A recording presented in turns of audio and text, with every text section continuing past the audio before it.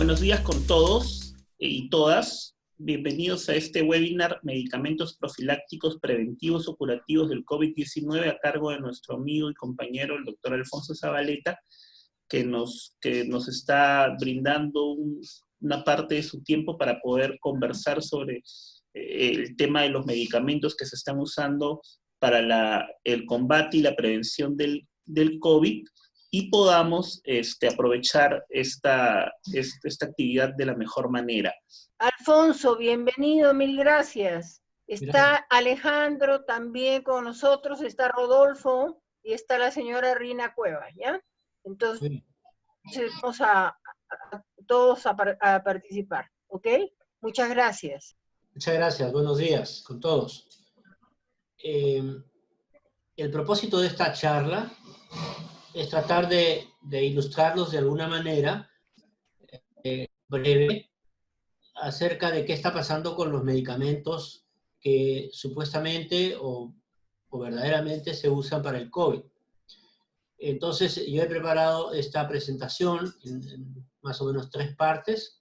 Una parte inicial para tratar de entender qué es esta enfermedad, cómo se produce, qué etapas tiene, porque eso es muy importante para saber en qué etapa de la enfermedad se utilizan determinados medicamentos y en qué etapas no, para que tengamos una idea de eso.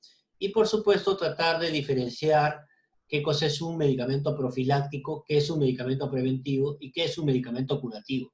Porque existe gran confusión en la comunidad acerca de estos 3 tipos de sustancias. ¿Ok? Y es necesario que lo tengamos en cuenta.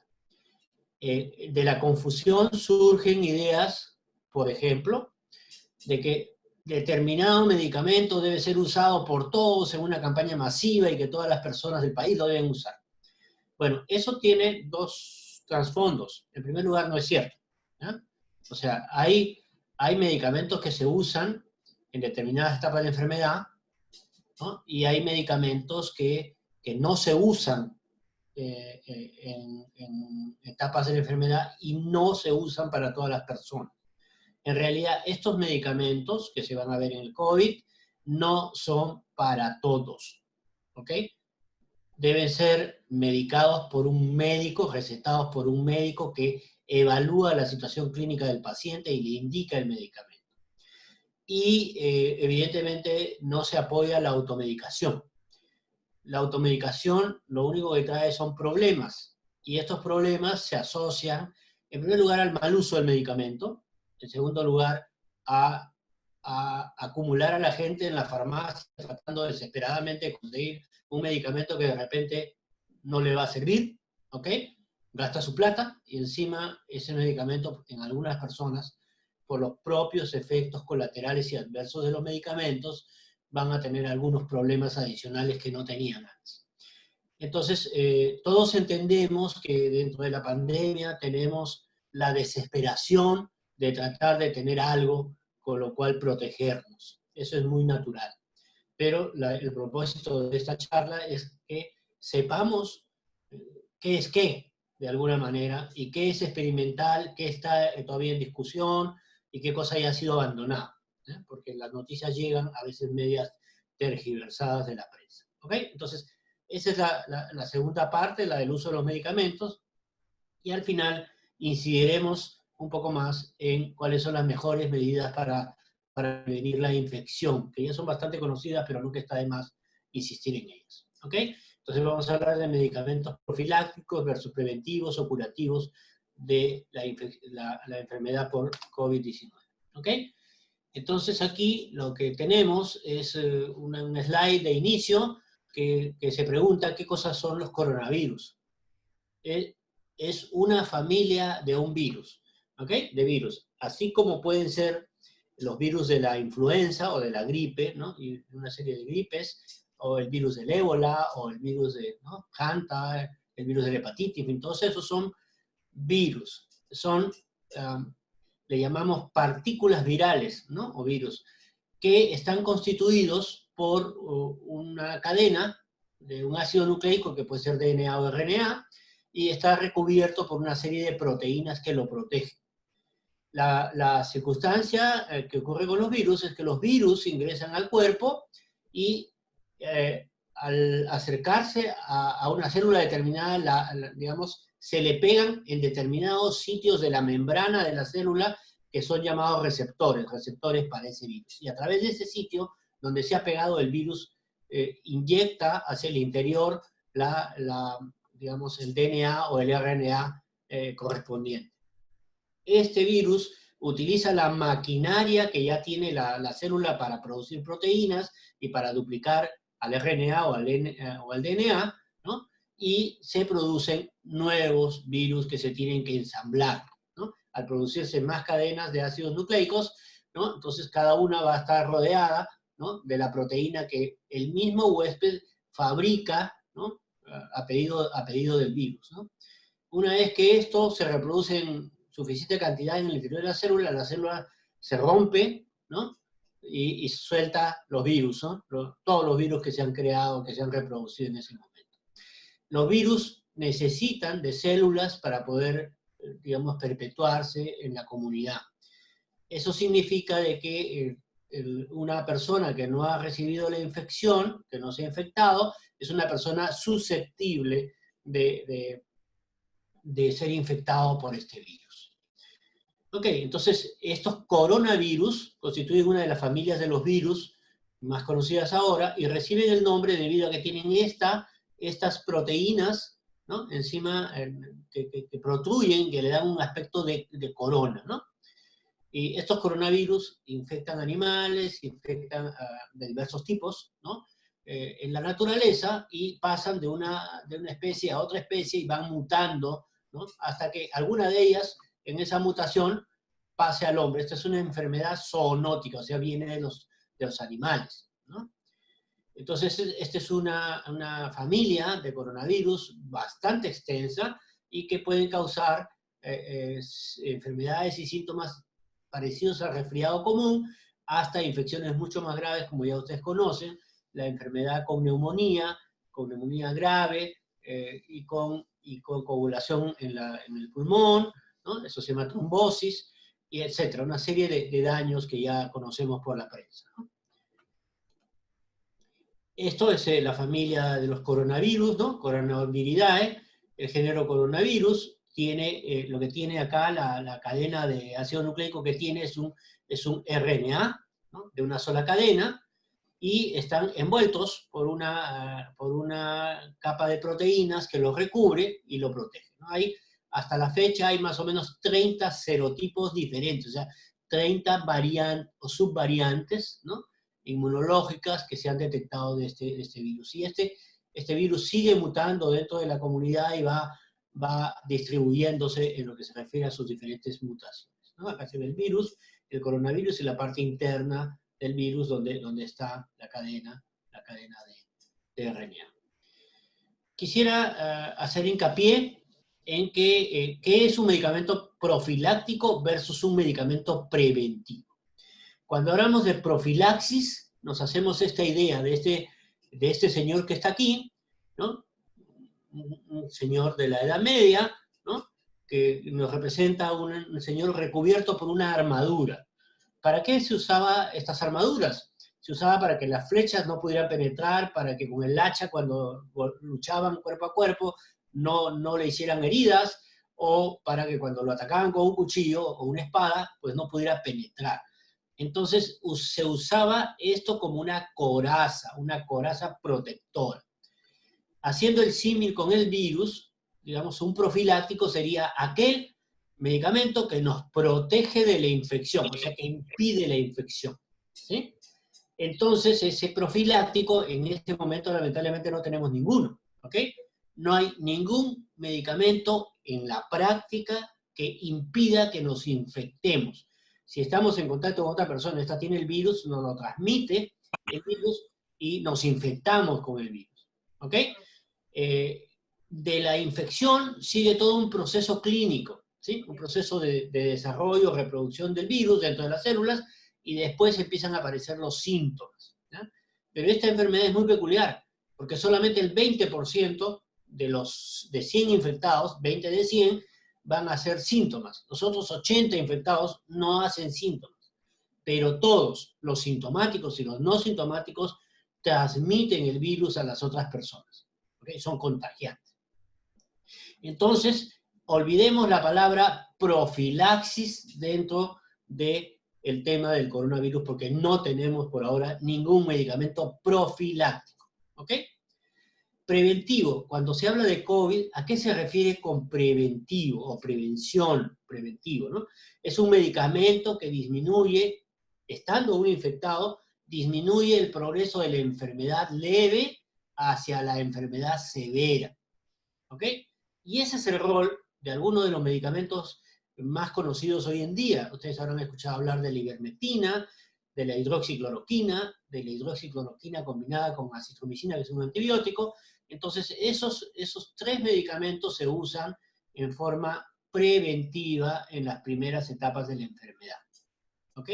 Después discutiremos si se usan en la segunda etapa de la enfermedad, que es otra condición, otro aspecto, ¿no? Entonces, ¿qué hace un preventivo? Estando uno infectado, ¿no? Previene o disminuye el pasaje y los síntomas, la probabilidad de hacer enfermedad grave. Ese es más o menos los supuestos que ahora se manejan en medicina. Por supuesto, esta es una idea cambiante. Todos los días aparecen nuevas noticias sobre que alguna cosa funciona y otras no, pero en todo caso, ese es más o menos el esquema. Entonces, observen aquí, este es un virus, un coronavirus, se pega a un receptor, ya sabemos que es el receptor que se llama AC2, que es un receptor que tiene que ver con la hipertensión arterial, por ejemplo, ¿no? Ustedes saben que nosotros, a lo largo de la vida, conforme vamos envejeciendo, nuestras arterias se van endureciendo y va subiendo la presión arterial. Y uno de los receptores que tiene que ver con esa subida es el receptor AC2. Y este receptor es muy poco frecuente, hay muy poquito en los niños, hay una cantidad determinada en los adultos, y va aumentando conforme aumenta la edad. Es por eso que los viejitos son más susceptibles a tener infección grave, ¿no? Porque tienen, entre otras cosas, este receptor en mayor cantidad. Entonces, cuando entran los virus, tienen más sitios por donde entrar a las células, entonces se entiende por qué aparece enfermedad más severa en estos pacientes. El paciente hipertenso también es un paciente de riesgo de hacer coronavirus severo. ¿Por qué? Porque el hipertenso tiene más receptores AC2. El diabético, igualito. El diabético tiene, entre otras cosas, la existencia de mayor cantidad de estos receptores en la membrana de sus células, entre ellas las del pulmón. Entonces este virus se pega aquí, a este receptor. Hay dos sitios, hay otro sitio más de unión para otra vía, pero aquí se mete y mete esta cadena de RNA al interior de la célula, y la célula, ¿no? Una vez que se ha metido el RNA del virus, ordena a la célula echar a andar su maquinaria para producir más virus, ¿ya? Y es lo que vemos aquí, ¿no? De una partícula viral, entonces empiezan a producirse más. Y estas partículas después son recubiertas por proteínas que la misma célula les prepara, su cubierta, y después se rompe la célula y sale un montón de virus, como lo vemos aquí abajo. Aquí a la derecha tenemos un resumen de lo que más o menos existe hoy en día. Ya les hemos dicho, ningún medicamento conocido actual impide que el virus infecte nuestras células. ¿Ok? O sea, no vamos a parar el proceso de infección. No tenemos por ahora, ¿ya? Lo ideal es que tuviéramos una vacuna, y la vacuna genera anticuerpos, los anticuerpos atacan al virus, se hacen complejos ahí, y otras palabras, lo destruyen, ¿no? O sea, lo inhabilitan, ¿ya? Entonces ahí tenemos ese tema. No hay profilaxis por ahora. Entonces, lo que sí hay es medicamentos curativos, hay medicamentos con probable acción preventiva, y hay medicamentos que se usan en particular para la etapa del COVID severo, el paciente que está en UCI, que tiene una neumonía, que no puede respirar, que necesita un respirador con oxígeno. ¿Ok? Entonces hay esos tres tipos de situaciones. Entonces, medicamento curativo, el único que se conoce por ahora, hay algunas propuestas de otros nuevos, pero el único que se conoce por ahora es un antiviral remdesivir, ¿sí? Ya vamos a ver más adelante sus características, y vamos a ver que es difícil conseguirlo porque hay muy poca producción, y además es caro, y probablemente no haya gran stock en nuestro país. Luego están los medicamentos con probable acción preventiva. Ahí hay dos particulares, la hidroxicloroquina y la ivermectina. Se ha hablado mucho de la asociación hidroxicloroquina con acitromicina, que es un antibiótico, ¿ya? Entonces, estas son las dos posibilidades preventivas que tenemos por hoy, ¿no? O sea, que se supone que impedirían o disminuirían el progreso de la enfermedad leve hacia la enfermedad grave. Y después están los medicamentos utilizados en el COVID-19 severo, ¿no? Que requiere UCI, ¿no? Tiene neumonía, ¿no? Y puede tener trombosis, y aquí aparece para la trombosis la enoxiaparina. Este es un tipo de heparina de pequeño peso molecular, una heparina chiquita, que se usa por vía endovenosa. Aquí podría estar la dexametasona, ¿sí? ¿Se acuerdan que hace los últimos 2 o 3 días han salido artículos periodísticos? El último, bueno, el día 16 hace 3 días, ¿no? Un informe de la Universidad de Oxford, ¿no? El llamado estudio Recovery, que todavía no ha sido publicado, pero ya ha sido difundido a la prensa. Entonces se ha hecho un boom, una gran cantidad de reportes periodísticos sobre que la dexametasona pudiera disminuir la mortalidad en los pacientes que están en la UCI por COVID, ¿no? El estudio, los datos que se han trascendido hablan de una mortalidad de 25% de los pacientes que están en UCI, ¿no? Y con este medicamento, además de otros que ha tomado el paciente, bajaría la mortalidad a un 10 a 12%. Insisto, eso es todavía un reporte periodístico, no está confirmado porque el artículo no ha sido publicado en ninguna revista científica todavía, no ha sido evaluado por los otros investigadores y todavía no ha pasado, evidentemente, la prueba de la verdad científica, ¿no? Entonces ahí está como un reporte periodístico, pero vamos a hablar de él de todas maneras, ¿ok? Entonces, una de las características de este virus es que este virus tiene una muy alta potencialidad de contagio, pero el contagio es de persona a persona, ¿ok? Cuando una persona se infecta con el virus, hace una etapa de reproducción viral de más o menos 3 a 5 días, y luego a partir de ahí empieza a ser contagiante. Entonces aquí vemos a una persona contagiante, ¿ya? Que ya está botando virus a través de la saliva, a través de la mucosidad, ¿no? De la boca, la mucosidad bronquial, en fin. Entonces este paciente puede tener virus que están siendo liberados por la mucosidad nasal, hay virus que están siendo liberados con la tos y los estornudos, y salen gotas, unas gotas que tienen más o menos una probabilidad de llegar a 1 metro, ¿sí? Y en algunos casos puede llegar hasta 2. Entonces es por eso que se pide que las personas se distancien entre sí, para que usando mascarilla, ¿no? Y a una distancia de 2 metros por lo menos, ya, si los dos usan mascarillas, la probabilidad de que el virus pase de una persona a otra disminuye, ¿sí? Tenemos una persona infectante que a través del estornudo y las gotitas que salen con la tos y con el estornudo, ¿no? Puede enviar, ¿no? Partículas virales metidas dentro de esas gotitas, ¿no? Entonces esas gotitas le llegan a la otra persona, digamos, las gotitas entran por la nariz, entran por la boca o pueden entrar por la mucosa de los ojos, ¿ok? Entonces el virus puede entrar por esas vías. Entonces, obviamente la otra persona se contagia y esa a su vez incuba la enfermedad y vuelve a contagiar más adelante. Entonces tenemos acá el caso índice, la segunda generación. Fíjense, acá se grafican por lo menos 4 personas infectadas, ¿no? Y cada una de estas va a su vez a infectar a otras más. Entonces eso hace que la infección corra muy rápido, ¿sí? Sobre todo en los sitios donde una persona expuesta, ¿no? Le manda el virus a todos los que están a su alrededor. Ahora imagínense un mercado de esos que estamos viendo en la televisión, ¿no? Los ambulantes, en gran cantidad, todos juntitos, y hay un infectado. Entonces imaginan la gran cantidad de infectados que surgen a partir de esas conglomeraciones de la gente, ¿ok? Entonces esto va a ir corriendo, va a ir corriendo, va a ir corriendo, y va a infectarse gran parte, va a crecer la infección en la población. Hasta ahora o hasta ayer teníamos 250.000 de personas infectadas, detectadas con análisis de laboratorio. Ahora, eso por supuesto no es el total.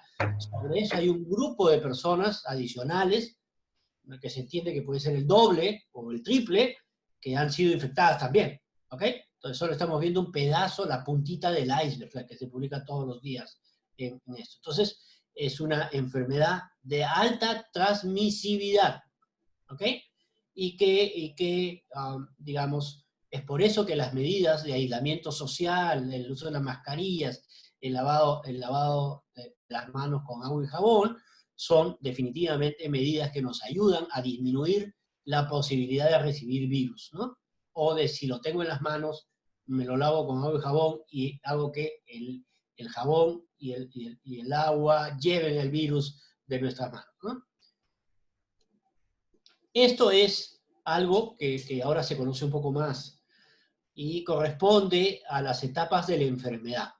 Fíjense, tenemos un estadio 1, tenemos un estadio 2A, un estadio 2B y tenemos un estadio 3, ¿no?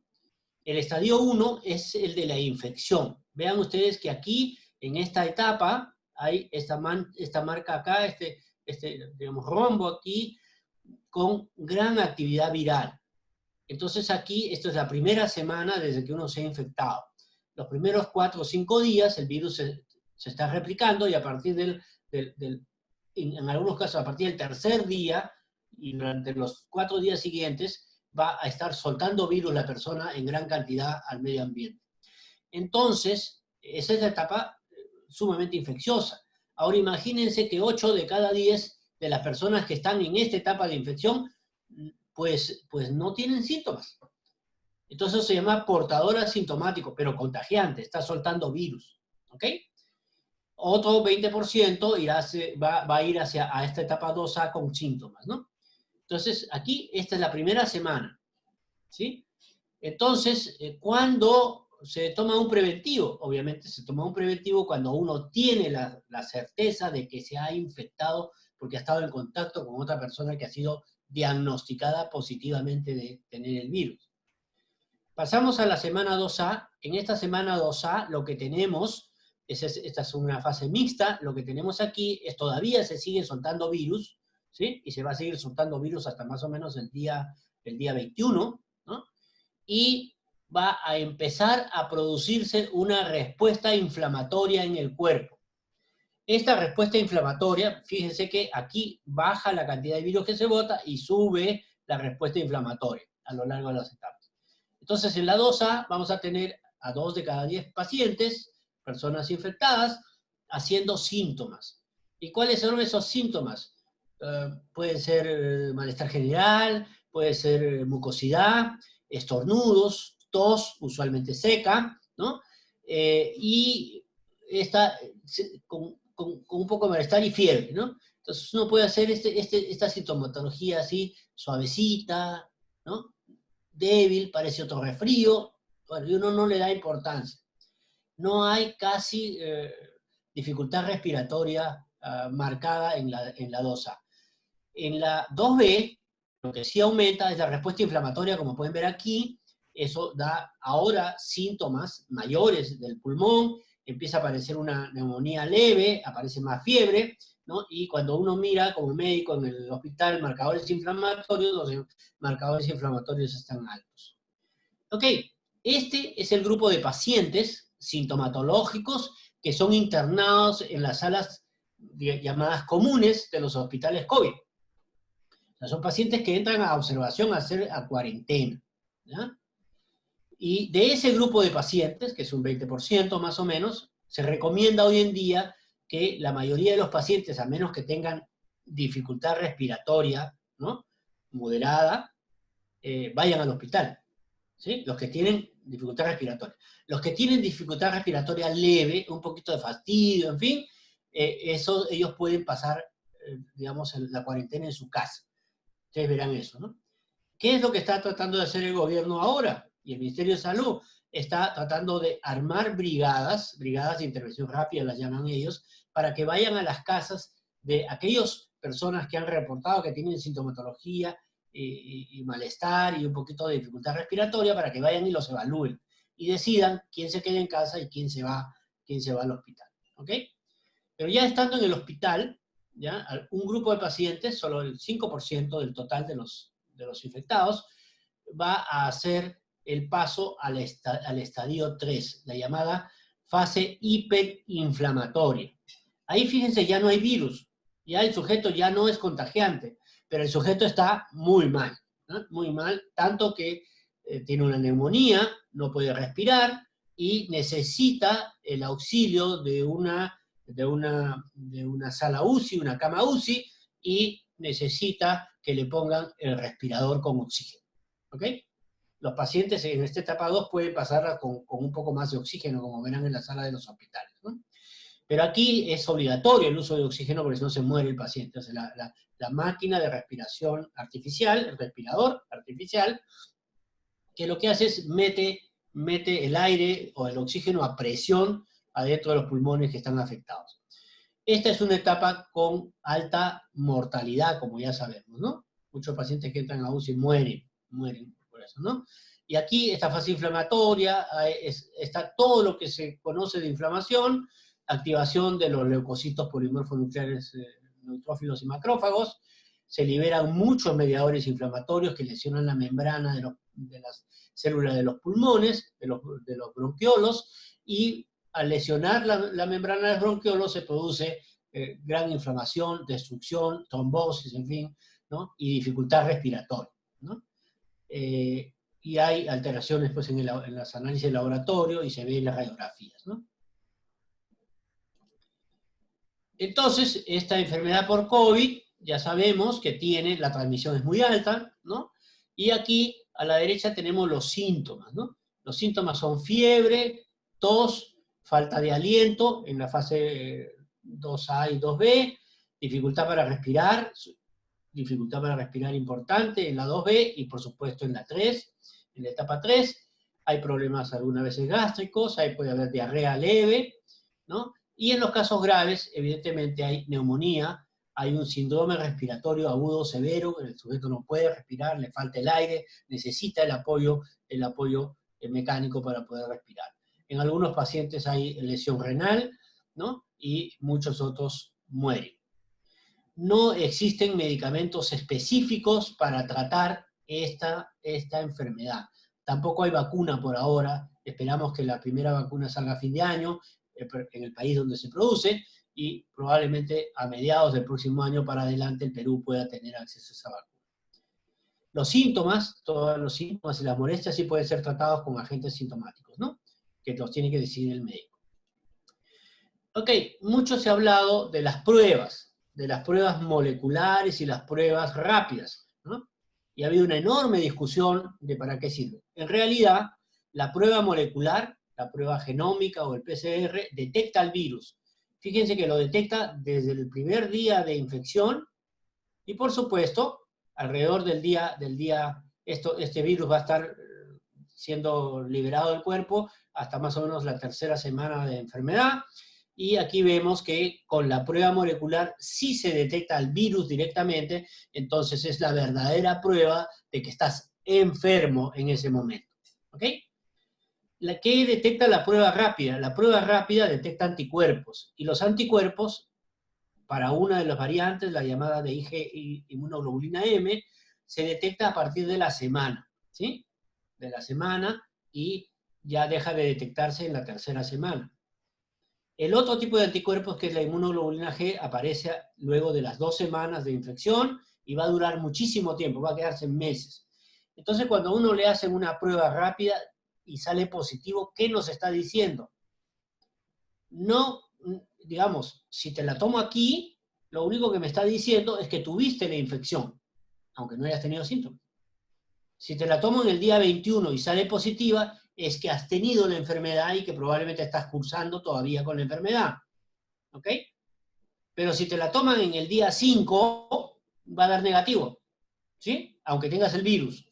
Entonces, lo que hace la prueba rápida es mira la retrospectiva, no mira necesariamente el día de hoy, ¿no? Porque podría ser que ya hace 3 meses pasaste la infección y ahora te sigue saliendo positivo en la prueba, ¿sí? Lo único que dice es que tuviste la infección, pero no necesariamente que la tienes hoy día. Entonces va a depender mucho de la sintomatología clínica, la fecha en que probablemente se infectó la persona, para darle más utilidad a la prueba rápida. claro, si hoy día sumamos las dos, PCR más prueba rápida, pues podemos decir que al día de hoy 250.000 personas se han infectado en el país de los que les hemos hecho las pruebas, ¿no? ¿Ok? Ese es más o menos el contexto, ¿no? Si se quiere diagnosticar el virus, tiene que hacerse la prueba molecular o PCR, que es lo que el Ministerio de Salud está empezando a hacer a mayor cantidad ahora, ¿no? Entonces ya hemos visto las fases de la infección. Ahora vamos a ver en qué etapa se usan los medicamentos, ¿sí? En la etapa, en el estadio 1 y el estadio 2A, se pueden usar como preventivo la ivermectina y la hidroxicloroquina. Hay cada vez menos apoyo a la hidroxicloroquina porque ha sido muy golpeada por los reportes periodísticos y todo lo que hemos visto en las últimas semanas de la caída de algunos artículos de investigación que decían cosas y que después se ha demostrado que no son ciertas. ¿Ok? Y acá tenemos lo que se usa, ¿no? Lo que se usa en la etapa, en el estadio 3. Lo que ha salido hace pocos días en relación a que la FDA de los Estados Unidos, que había autorizado el uso de hidroxicloroquina con acitromicina en los pacientes con COVID dentro de las UCIs, se ha dejado de recomendar, la FDA ha retirado la recomendación de usarlo en UCI porque se ha visto que hay más mortalidad en los pacientes de la que debería. Por eso es que yo aquí la pongo en el slide, hasta hace 3 días, esto estaba ahí, ahora ya lo hemos quitado, estamos tarjándolo y ya probablemente en mi próxima presentación ya no lo mencione, ¿ya? Y ha aparecido, bueno, acá se usa la UCI, el respirador, más oxígeno, la enoxiaparina para los casos de trombosis, ya no se usa la hidroxicloroquina con acitromicina, y ahora ha aparecido un nuevo medicamento que se ha publicado hace 2 días, pero que todavía falta comprobarlo, que reduciría la mortalidad de los pacientes con COVID, que es la dexametasona. Y paramos de contar todo lo demás que se ha recomendado, la agüita de tal cosa, la hierbita de tal cosa, o hay por ahí una sustancia, un clorito de sodio que en realidad sirve para limpiar piscinas, pero que intoxica a la gente, no se debe tomar. Entonces hay 50.000 otras opciones, toma té de limón, toma mate de qué, etcétera, ¿no? N cosas. O come tal cosa, porque también se habla mucho de los suplementos nutricionales. Los suplementos nutricionales y la comida en general, ¿qué es lo que hace? Pues nos permite, digamos, mantener nuestras defensas en condiciones normales. Cuando uno se desnutre, las defensas bajan. Entonces, esa es más o menos la idea. Entonces, aquí han surgido montones de propuestas de que come tal cosa, usa tal cosa, ¿no? A cada cual producto vernacular, pero que lo único que tienden es digamos, a apoyar el mantenimiento de la inmunidad. Hasta ahí está bien, como nutriente, pero hay que tener cuidado porque en realidad eso no previene el COVID, no impide la infección y tampoco hace nada en relación con el avance de la enfermedad en las personas a las que se infectan. Entonces es un suplemento, y hasta ahí nada más, suplementos, ¿no? También es bueno comerse un buen bistec, también es bueno comerse un montón de verduras, etcétera, para la nutrición. Pero por ahí, hasta ahí nada más. No hay mayor aporte de ningún producto natural ni dietético que nos sirva para tratar a esta infección. ¿Ok? Entonces vamos a ir mirando algunas cositas de cada uno de los medicamentos que hemos comentado. De los medicamentos listados, el único que realmente mata al virus, ¿sí?, es este, que se llama Remdesivir. Es un medicamento antiviral, como pueden ver en la foto, ¿no? Ahí está la empresa fabricante en el extranjero, sobre todo en Europa. Entonces, este es un medicamento que apareció allá por el 2010 y que se ha usado en el 2012 y 2013 para otros virus, como por ejemplo el virus del ébola en África, que tampoco tiene tratamiento, ¿no?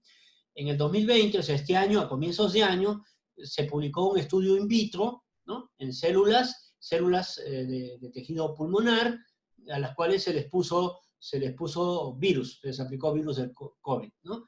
Y se demostró in vitro que este disminuye la infección viral, ¿no?, dentro de las células con COVID. En otras palabras, las células se murieron menos y produjeron menos virus, ¿no? Entonces después se hicieron estudios en humanos, pocos estudios todavía, ¿no? Entre enero y mayo, tanto en China, durante la epidemia, en Wuhan, y en Estados Unidos, que sugieren resultados prometedores. ¿Cómo actuaría esta sustancia? Esta sustancia es un análogo de nucleótido. Lo que haría es, en un momento determinado, se mete en la cadena viral, la cadena de RNA. Se mete ahí y cuando trata de ser leído para ser reproducido, no puede reproducirse el virus dentro de la célula. Esa es más o menos la idea. Hay para uso endovenoso y uso vía oral en infusión. Incrementa el riesgo de daño renal, es uno de los problemas que tiene este medicamento. ¿Y cuáles son los problemas? Acá está la molécula, acá está una de las formas de aplicarlo por vía endovenosa, ¿sí? También hay pastillas, ¿no? Bueno, hay poca fabricación a nivel internacional en el mundo, por supuesto hay poca exportación, hay gran dificultad para la obtención del medicamento, ¿no? Es caro y todavía su eficacia sigue en estudio. Es un medicamento antiviral de los que está primero en la línea de aquellos que pudieran ser curativos.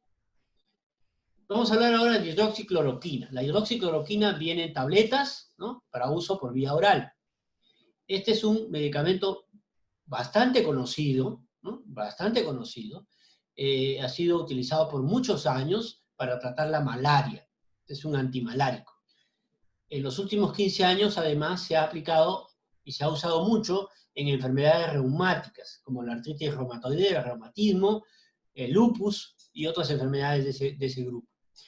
Y lo que se ha determinado es que es un medicamento relativamente seguro, ¿sí? Sus reacciones adversas son pequeñas, pero existen, ¿ya? Y hay una reacción adversa que es la capacidad de disminuir la transmisión del impulso de la corriente eléctrica a través de la fibra del corazón entre la aurícula y el ventrículo, que produce arritmias. Y estas arritmias pueden ser severas y algunos pacientes pueden morir. Entonces, en realidad, esa es la mayor complicación de la cloroquina. ¿Qué hace la cloroquina? Se engarza con una proteína que sirve de función receptora. No es el AC2 que hemos estado mirando, es otro sitio de unión, ¿sí? Otro sitio por el que también puede entrar el virus a la célula, que se conoce como receptor sigma 1, ¿no? En la membrana. Entonces bloquea, altera el sigma 1, pero no afecta al receptor AC2. Por eso es que no es un profiláctico, porque el virus se puede meter por el receptor AC2, que es el más importante, ¿ok? Entonces es un blanco para el uso en los pacientes, ¿no? Con enfermedad asintomática o enfermedad leve, ¿no? Y aparecen tabletas recubiertas de 400 miligramos. Hay muchísimos nombres comerciales. Evidentemente ahora está caro porque como la gente se enteró de esto, ahora todo el mundo quiere tener su pastillita en la mano para usarla. Pero vuelvo a decir, ahora voy a indicar cuáles son los pacientes que requerirían usar este medicamento. No lo requieren todos, ¿eh? No lo requieren todas las personas. Recuerden que 80% son asintomáticos y no hacen la enfermedad grave. 8 de cada 10. Entonces no necesitan tomar los 10. ¿Ok? De ninguna manera. Bueno, lo que les comentaba hace un minuto, que la Agencia de Medicamentos y Alimentación de los Estados Unidos, la FDA, por sus siglas en inglés, ha retirado el uso como medicina de emergencia de la hidroxicloroquina en pacientes graves, o sea, los que están en UCI, ¿no? Ya hemos comentado esto, y se ha comprobado que provoca más daños que beneficios en ese momento. Fíjense que esto ha salido el 15. Hoy estamos 19, creo, 18, 19, ¿no? Entonces, ahí tenemos ese tema. No significa que la hidroxicloroquina haya dejado de ser usado como preventivo, pero sí ya no se usa en la última etapa de la enfermedad. Los efectos adversos cardíacos, las arritmias, son raros, ¿no? Y algunas veces se han visto que en pacientes graves esto puede aumentar, ¿no? Entonces se mantiene el uso como preventivo por vía oral de hidroxicloroquina como agente preventivo de la infección y del avance de la enfermedad. Los médicos recomiendan este medicamento por vía oral en los siguientes casos. Estos son los casos de indicación. Por eso es que la hidroxicloroquina debe ser administrada después de que un médico haya evaluado al paciente y lo recete. Entonces, ¿cuáles son los que deben teóricamente usar? Primero, los pacientes de alto riesgo de COVID severo. Ya sabemos que esos incluyen a los pacientes con diabetes, a los hipertensos, a los gorditos, ¿no? A los gorditos, con un índice de masa corporal mayor de 30, según la norma del Ministerio de Salud, los pacientes con VIH, y también se incluye a las embarazadas del tercer trimestre. ¿Por qué? Porque las embarazadas del tercer trimestre, ya ustedes imaginarán, con la barriga grande, no las deja respirar muy bien. Y si se infectan y hacen una neumonía, entonces peor, esa paciente se agrava, ¿no? Se agrava por el hecho de tener ese tercer trimestre. Por eso se pone en la última de los puntos de los pacientes de riesgo. Y también, evidentemente, podría usarse en pacientes que han tenido contacto verdadero con pacientes que tienen diagnóstico positivo de COVID. Llámese positivo de análisis de laboratorio, sobre todo, ¿no?, la prueba rápida, o la prueba de PCR, o la sintomatología, porque el médico está ya ahora preparado para poder identificar la sintomatología de COVID y poder decidir si le da o no le da, ¿no? Entonces, no todas las personas deben de tomar hidroxicloroquina, ¿ya? Insisto, las 8 que son asintomáticas no tienen por qué tomar, ¿sí? Solo la deben tomar aquellos a los que les indique el médico, porque tiene efectos adversos que pueden ser graves, ¿no? Y los efectos adversos se ven en este slide. Hay efectos adversos cardíacos, que ya hemos comentado. Hay efectos adversos en los ojos, en la retina. En algunos pacientes se daña la retina. Y hay efectos adversos también a nivel psiquiátrico, ¿no?, con la aparición de cuadros agudos de psicosis, ¿no?, de locura, ¿no?, también por este medicamento. Entonces hay que tener eso en mente y hay que tener cuidado. Acá empecemos a hablar de la ivermectina, ¿sí? Hace pocos días ha salido en el periódico, ¿no?, y en la televisión y en las redes sociales que todo el mundo debiera tomar ivermectina, ¿ya? Y acá la palabra que usaron es usar la ivermectina es como ponerte un chaleco antibalas contra la enfermedad. En el Perú más de 1 millón de personas la consumen y nadie se ha muerto. ¿Ok? La primera parte es verdad. Perdón, la primera parte es falsa. La segunda parte es que hay un montón de gente usándolo, sí, por supuesto, y que su mortalidad es baja, también es cierto. Pero el que la ivermectina sea usada como un profiláctico, o sea, como un chaleco, como un escudo, una armadura, para evitar infectarte es absolutamente falso. ¿Ok? No sirve para eso, ¿ya?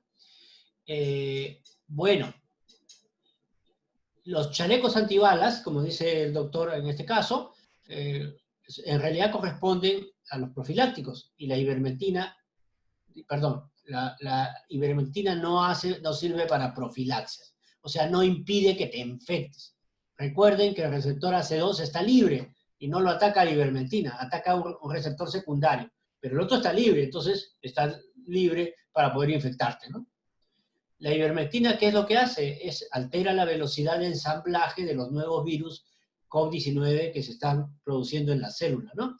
Por ello es que se considera que disminuiría la probabilidad de pasar a las fases graves estando infectado.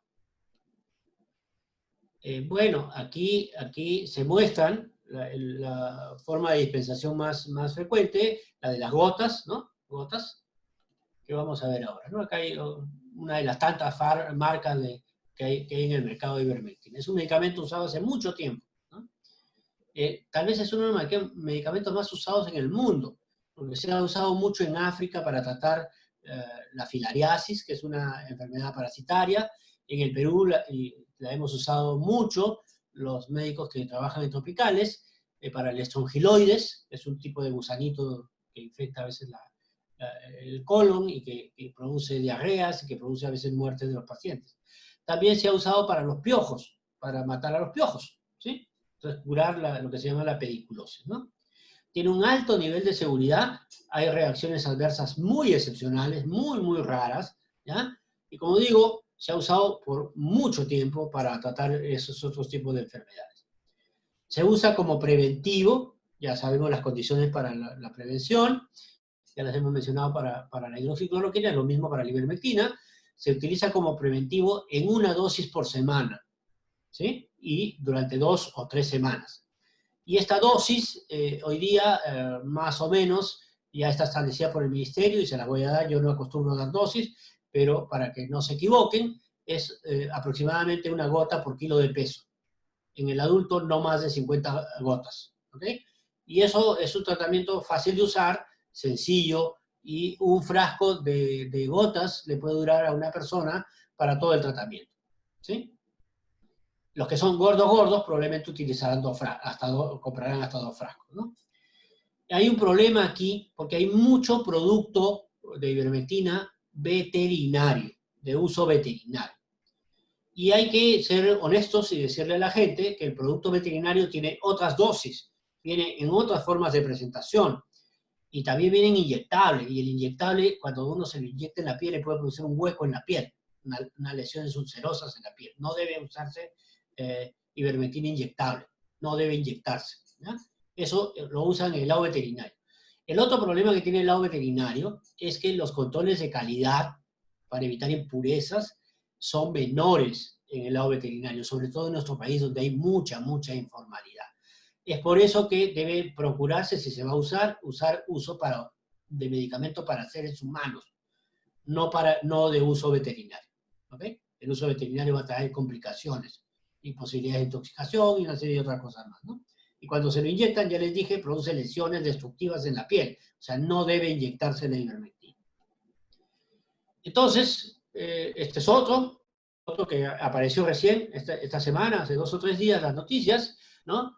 De la dexametasona como un medicamento prometedor. Esto, por supuesto, entró a toda velocidad en los noticieros de todo el mundo, y en los periódicos también, ¿no? Y en las redes, ¿no? Y aquí, hasta nuestro conocido doctor Huertas, ¿ya? Hizo parte de un programa para hablar de la dexametasona y anunció esto, ¿no? Que la dexametasona reduciría las muertes por COVID-19. Lo verdadero es que se ha hecho un estudio, este estudio ha sido llamado Recovery, realizado por científicos ingleses de la Universidad de Oxford, pero que ha sido, hasta ahora, es una divulgación periodística, es una noticia periodística, producto de una conferencia con periodistas, ¿ok? Que anunció que habían reducido la mortalidad en el grupo estudiado de 24% a 12%.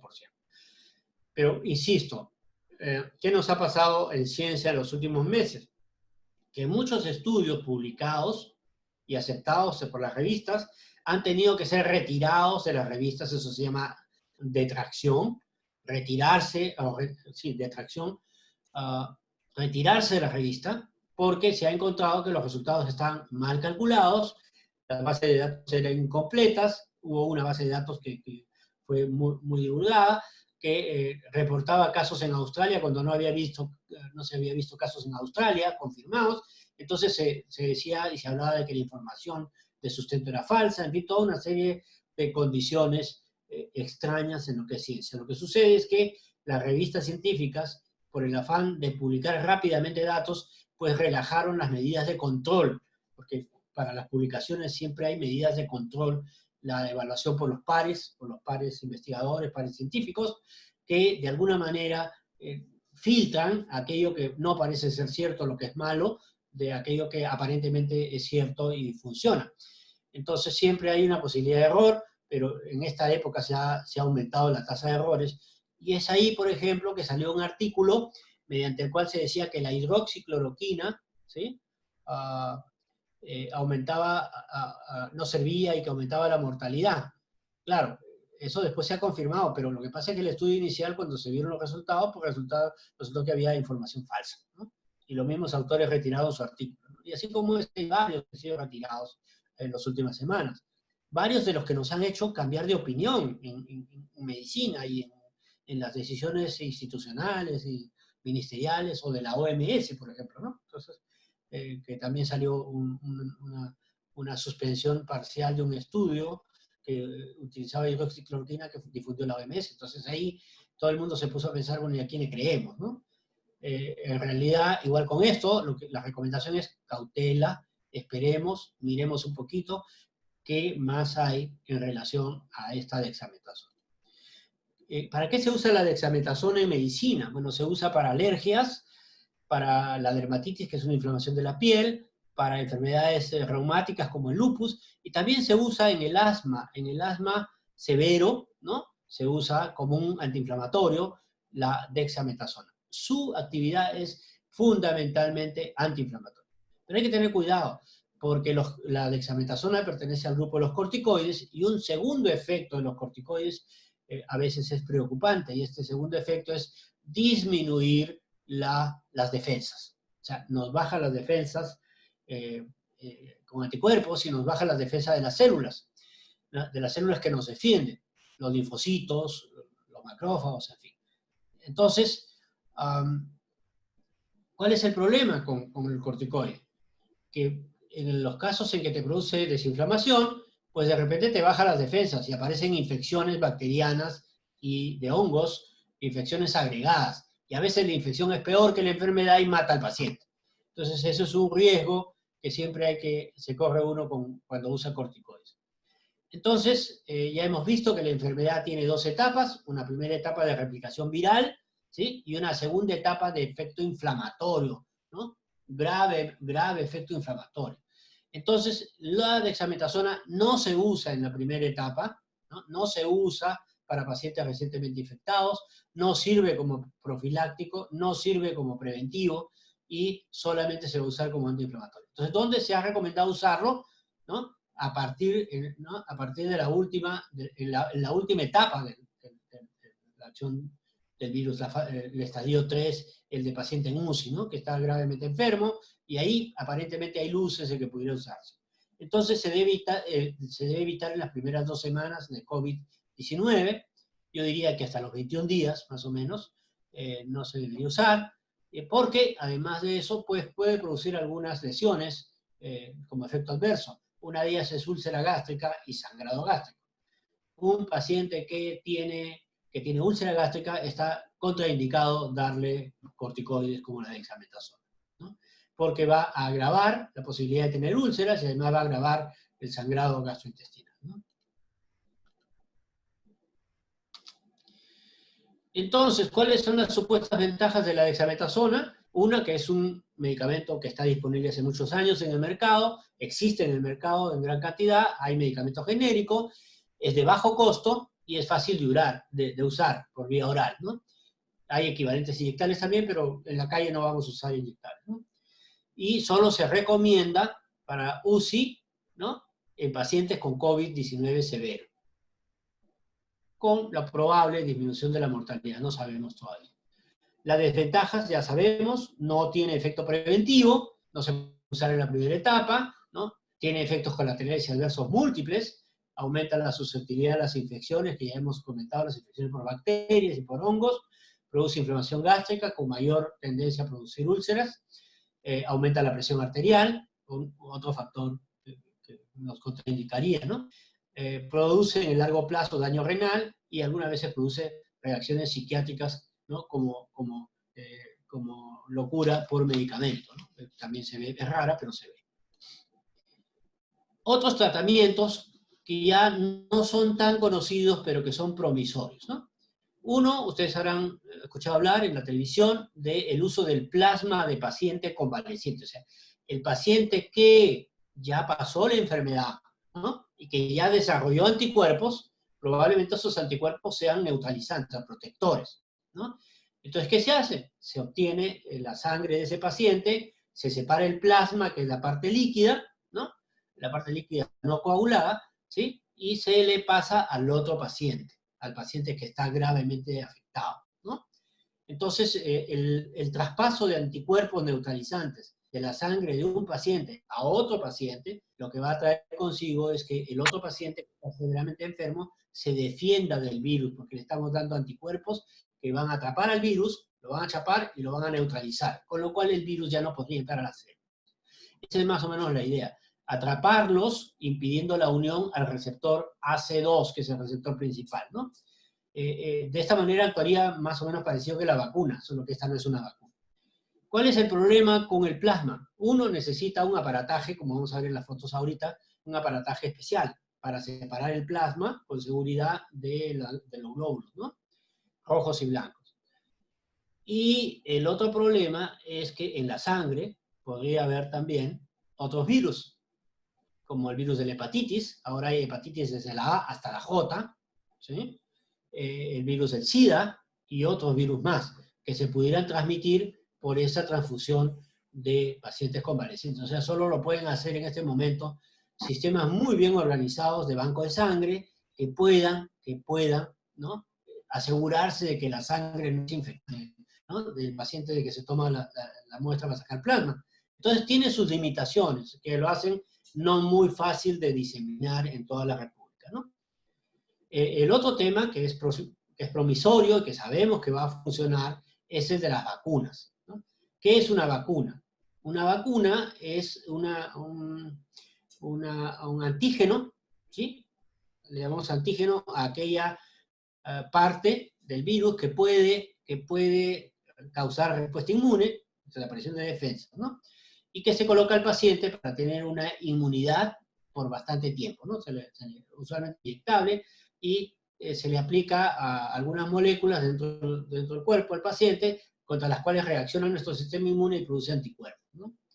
En este momento hay 150 y tantos estudios en el mundo tratando de producir una vacuna, ¿no?, para este virus. Y obviamente son de prioridad, porque cuando tengamos esa vacuna, la alternativa va a ser vacunar a la mayor cantidad de gente posible, ¿no?, de tal manera que tenga anticuerpos y se limite la pandemia, ¿no? Hay diversos tipos de vacunas. Están las vacunas con el virus vivo atenuado.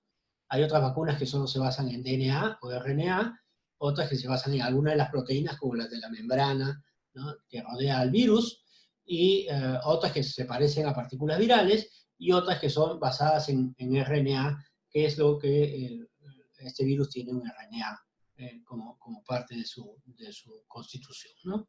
Entonces, hasta aquí, más o menos, esta revisión. Aquí vemos, fíjense, no solo es pasarle el plano, ¿no?, la bolsita de plano, sino, miren, tiene que ser pasada, ¿no?, a través de una máquina grandota, ¿no?, que solo tienen algunos hospitales grandes en las grandes ciudades, ¿no? Entonces no es tan fácil hacer este proceso de transfusión de plasma en forma segura, ¿no? Y ya, solo para recordarles que las medidas preventivas, ya de actitudinales y de costumbres que debemos adoptar, incluyen tres aspectos fundamentales. El primero es el lavado de manos con agua y jabón, ¿sí? Ya no darse las manos, no darse el besito en la mejilla, eso ya está proscrito en este momento, y es algo que no va a cambiar en los próximos años, ¿ok? Entonces, el lavado de manos es una de las principales medidas para evitar el contagio. Otra medida es el distanciamiento social. Hay gente que dice 1 metro, ¿ya? La mayoría de la Organización Panamericana de la Salud dice 2 metros, no 1, sino 2, ¿ya? Entonces, ¿qué significa este distanciamiento, ¿no?, más el uso de la mascarilla?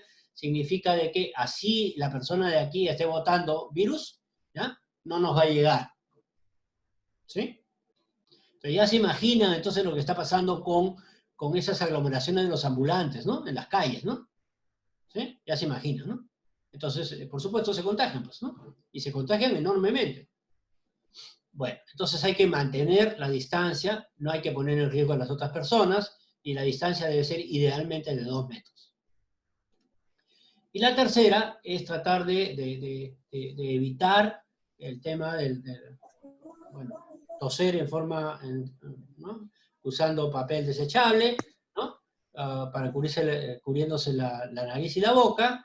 Este pañuelo de papel se bota a la basura y después se elimina porque el virus se va destruyendo al cabo de las horas, 3, 4 horas, al medio ambiente se muere el virus, ¿no? Y si no tienes pañuelo, usa pues ¿no?, el pliegue interno del codo, como se ve en la figura, y por supuesto, lo que ya es una norma hoy día, usa mascarilla, ¿sí?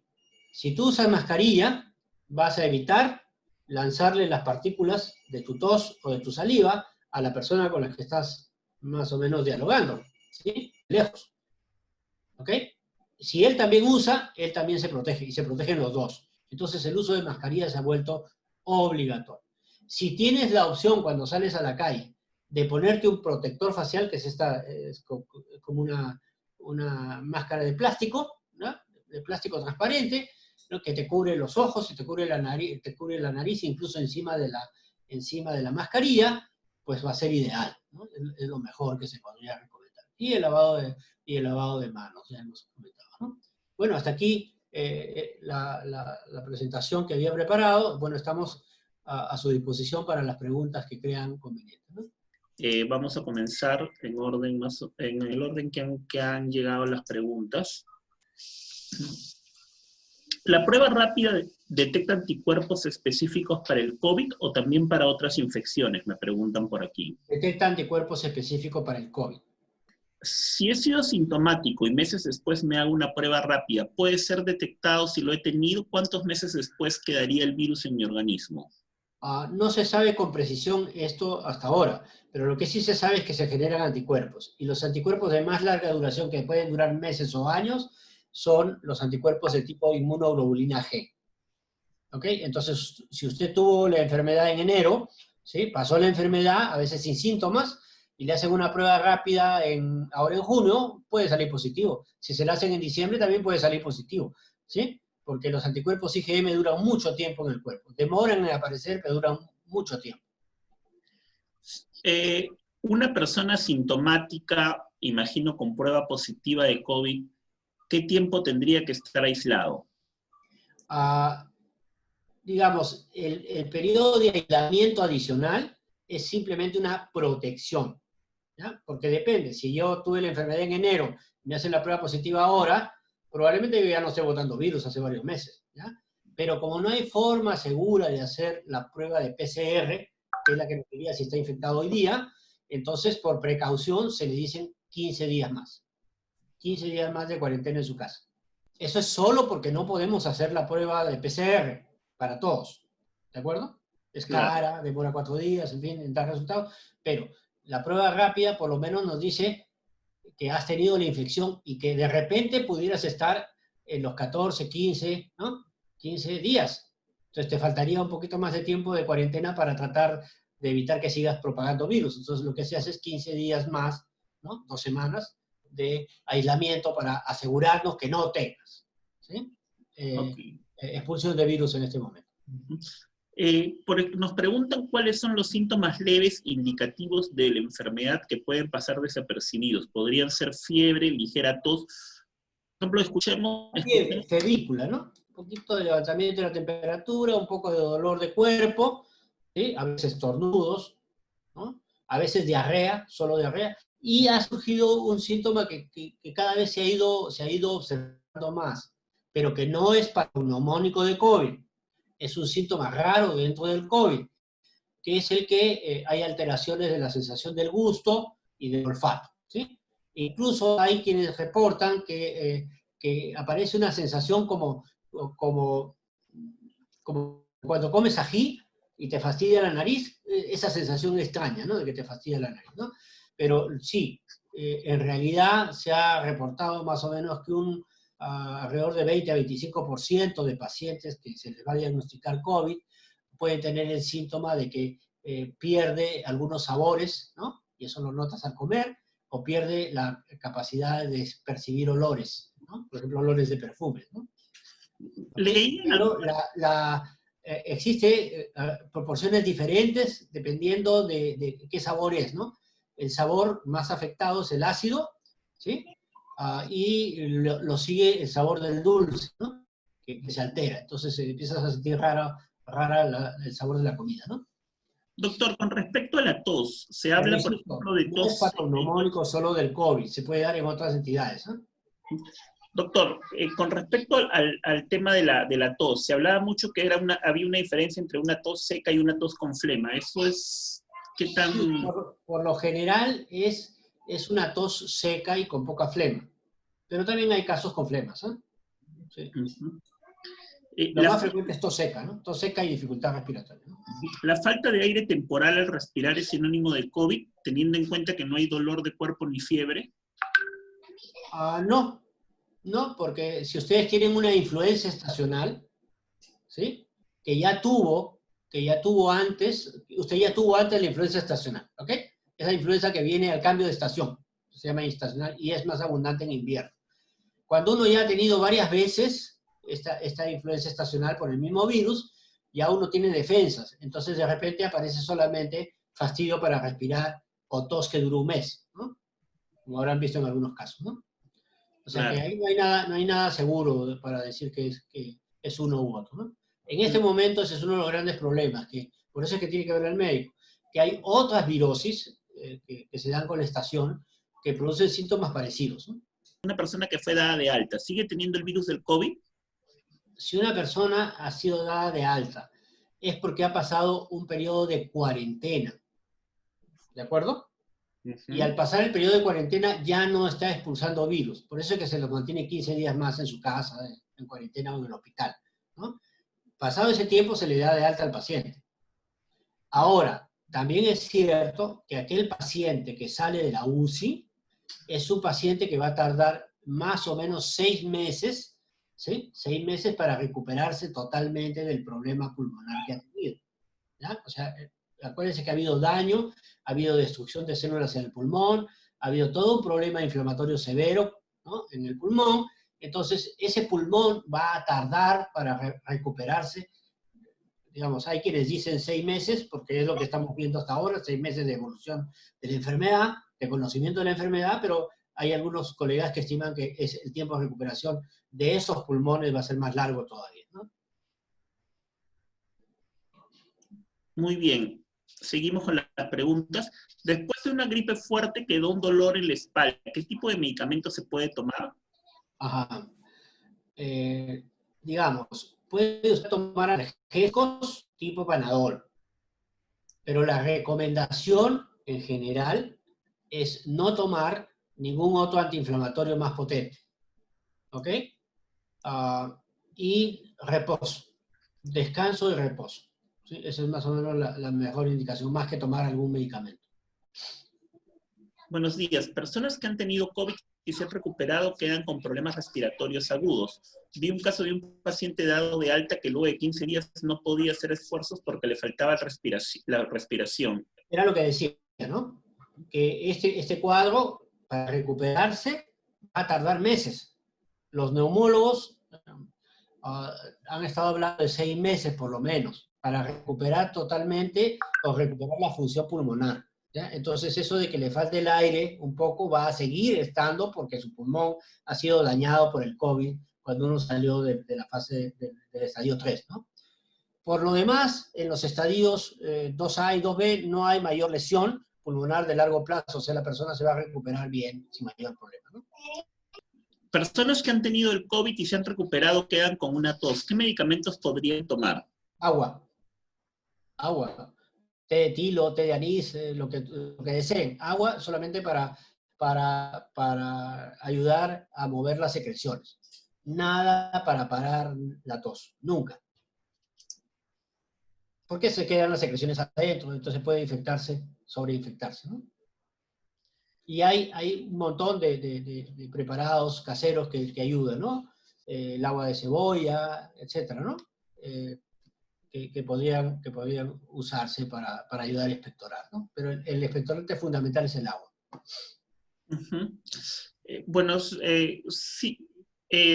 La persona nos pregunta, ha estado con una enfermedad respiratoria, no se sabe si fue COVID, pero sí tuvo un dolor de cuerpo en la noche, fiebre de 37.8, no tuvo gripe, menos tos y perdió el sentido del gusto por una semana aproximadamente. Todo ello le pasó hace 3 semanas. Okay. La consulta que haces, si le hace una prueba rápida o molecular y sale positivo, ¿debería alarmarme? ¿Tomar algún medicamento? ¿Qué sugiere? Digamos, no hay que alarmarse, porque recuerde que las pruebas rápidas miran el histórico hacia atrás, ¿sí? Lo que ya pasó, no lo que está sucediendo hoy día. O sea, no nos permiten determinar que hoy día tengas COVID y estés eliminando COVID, pero sí que pasaste un COVID que puede ser desde unas semanas hasta varios meses, ¿no? Entonces ahí, digamos, lo único que dice es que tuviste, no que tienes hoy. Preguntan, ¿es cierto que una persona que ha tenido bronquitis y ha llevado un tratamiento que incluye citromicina, es poco probable que le dé el COVID? No, ¿y por qué no? La citromicina es un antibiótico que usamos para tratar gérmenes del diafragma hacia arriba, ¿ok?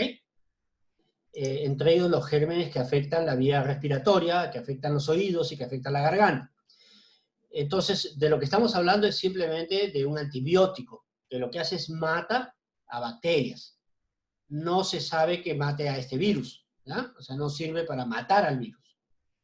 Tiene el mismo efecto que la hidroxicloroquina, por eso es que se dan los dos de alterar, ¿no?, la posibilidad de entrar por el receptor gamma 1, creo que es un receptor secundario, ¿ya? O sea, por ahí va el tema, pero en realidad, como ustedes conocerán, los antibióticos no sirven para los virus, ¿no? Son excepcionales los casos en que sirven para tratar o curar un virus, ¿no? Hay dos preguntas con respecto a las mascarillas, y antes de esa pregunta quería contarle una historia personal. Yo tengo en julio que presentarme a mi chequeo a la clínica. Usted sabe que soy diabético. Y lo que me decían dentro del control es que solamente aceptaban entrar a la clínica con mascarillas quirúrgicas. La mascarilla quirúrgica. Sí, eso decía la clínica. Y aquí las preguntas que vienen de otros compañeros es si las mascarillas de tela sirven y si la mascarilla de doble tela sirven. ¿Cuál es la mascarilla más adecuada? El tema con la mascarilla, ¿ya?, es, ustedes se imaginarán que la tela, de cualquiera de las tres, de todas las mascarillas, la parte de la tela tiene hilos entrelazados y tiene huecos, ¿no es cierto? Huecos que dejan pasar el aire. Mientras más grande el hueco, más fácil que el virus entre o salga. ¿De acuerdo? Entonces, ¿qué es lo que se está tratando de limitar con las mascarillas de tela? Capturar a las partículas grandes cuando que se produce con el moco y con la tos. Para eso es, ¿de acuerdo? Pero no es que esa mascarilla sea totalmente protectora y que no deje pasar nada. O sea, el virus podría entrar, ¿ya? Podría entrar o salir. Entonces, mientras el hueco sea más grande de la mascarilla que uno tenga, en el entramado del hilo, es más probable que se pase el virus, ¿de acuerdo? Entonces, las mascarillas de tela, de cualquier tela que yo me pueda hacer en la casa, es la menos protectora de todas. Al otro extremo están las mascarillas que conocemos como KN95 y N95, que son las mascarillas que son en realidad respiradores, ¿ya?